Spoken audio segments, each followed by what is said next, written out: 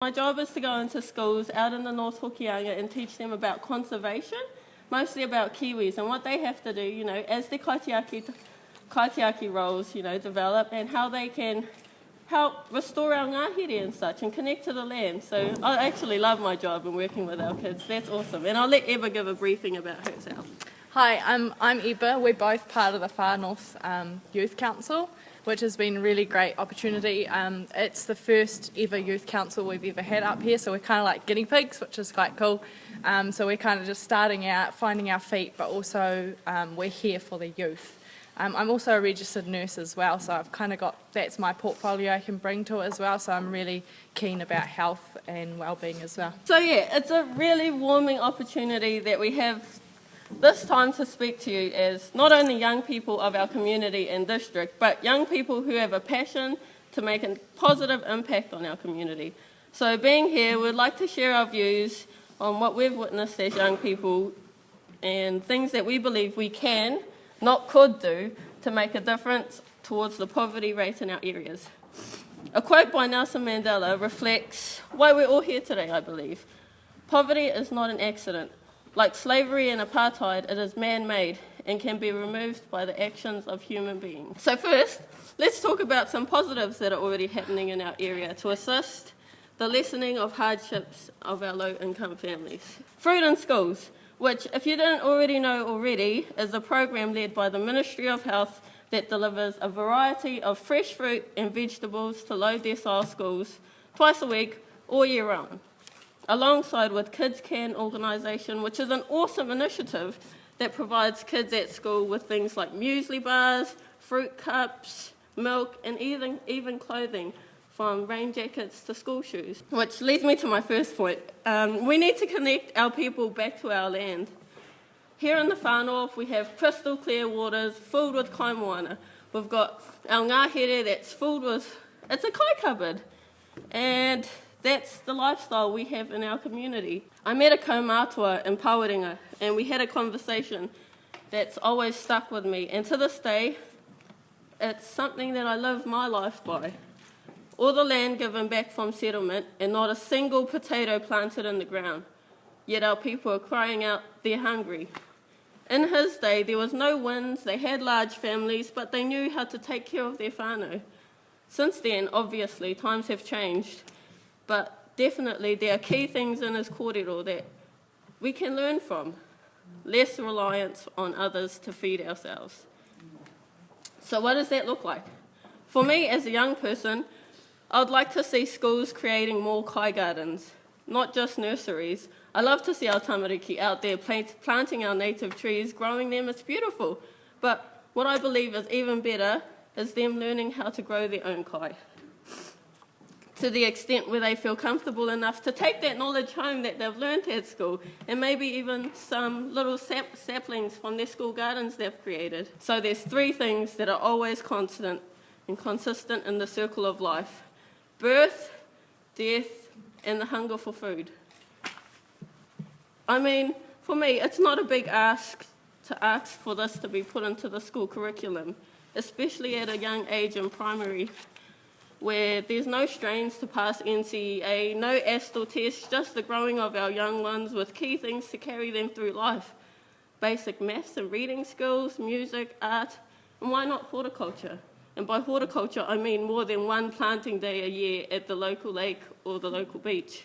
This also opens up the doors for more community days, which have become a rare occasion, where we can invite our papas, our nans, our mums, our dads, aunties, uncles, to come along and learn how to create a basic garden.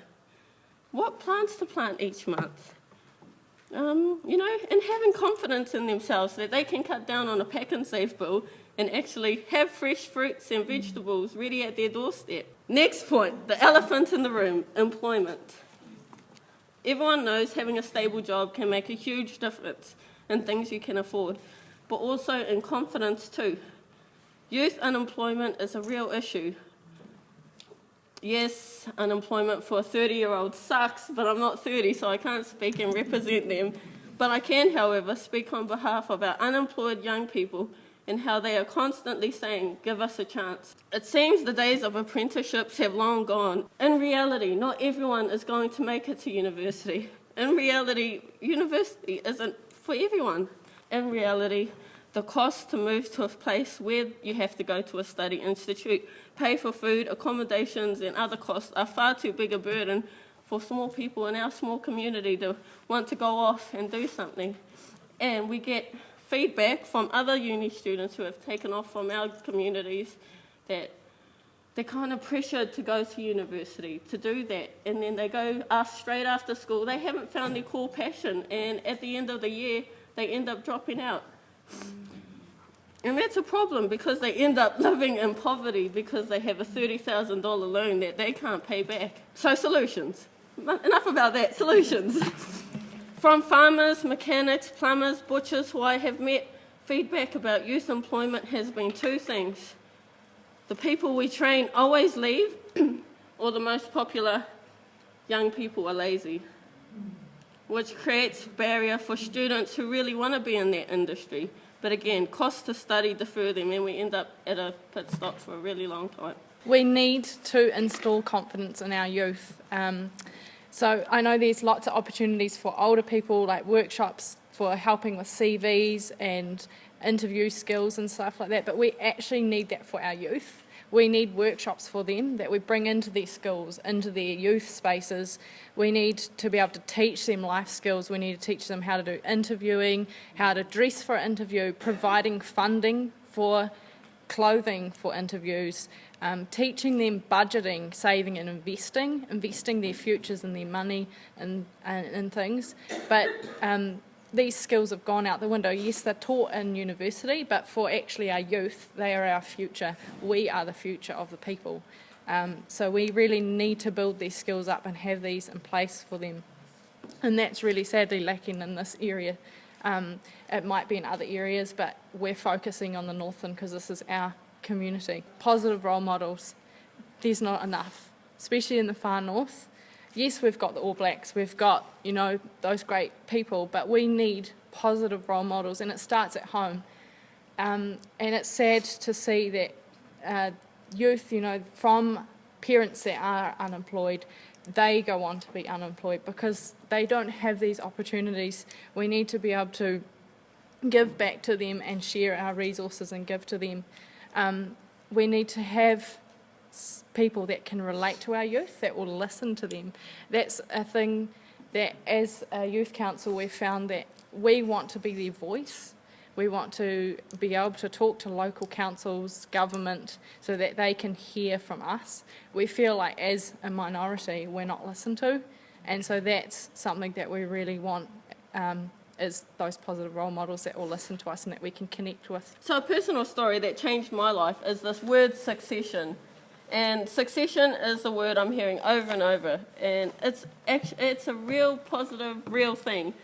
So what does succession mean to me? It's the passing down of knowledge and information so that one day I'm able to continue progressing towards our shared hopes, dreams, and works into the future. Taking the time, let's put in an example. It's not on my paper, but put in an example. We're farmers. They don't want to take on apprentices because it's hard work, right? And you might go through 10, 20 kids, and you'll find one gem who actually wants to stay. And that one gem will, if you invest in him, he'll carry on your work and keep doing and probably take it further.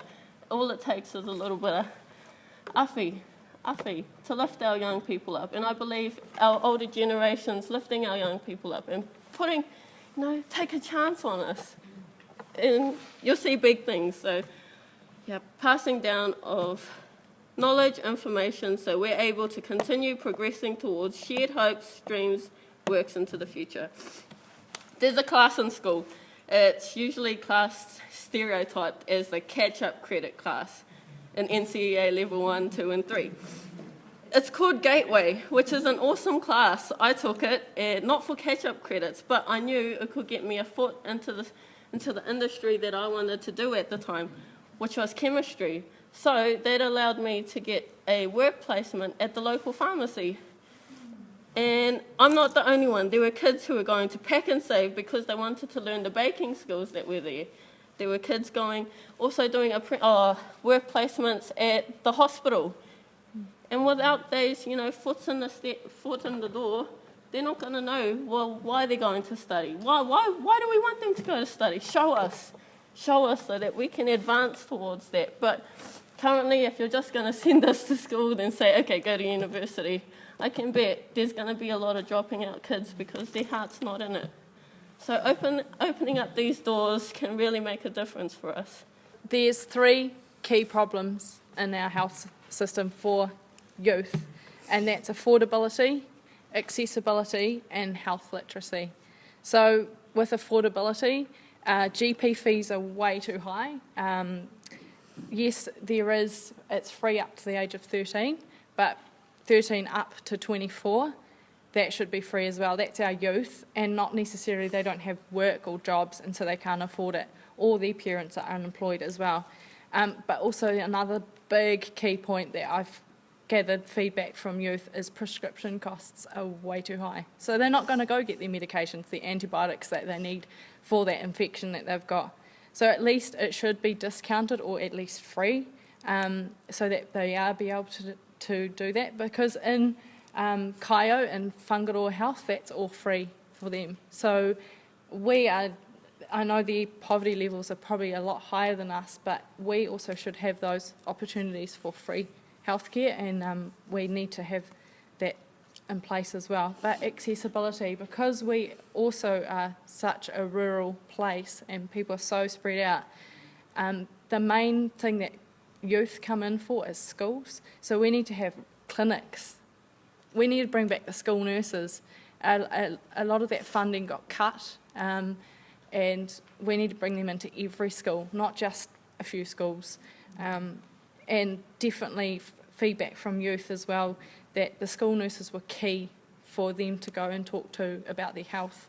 A lot of youth now will just wait until they're really sick, and then they turn up to the hospital, and by that stage it was something that we could have prevented if they'd gone to the GP or to a youth clinic. There is clinics available, but there's that stigma, you're going to that clinic because you've got an STI or something like that. But we need youth clinics and youth spaces. We need to be able to have those youth spaces there so that they can come to and have all those social services attached.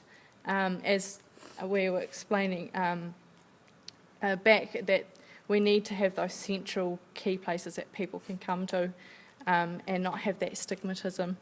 But also health literacy is another thing.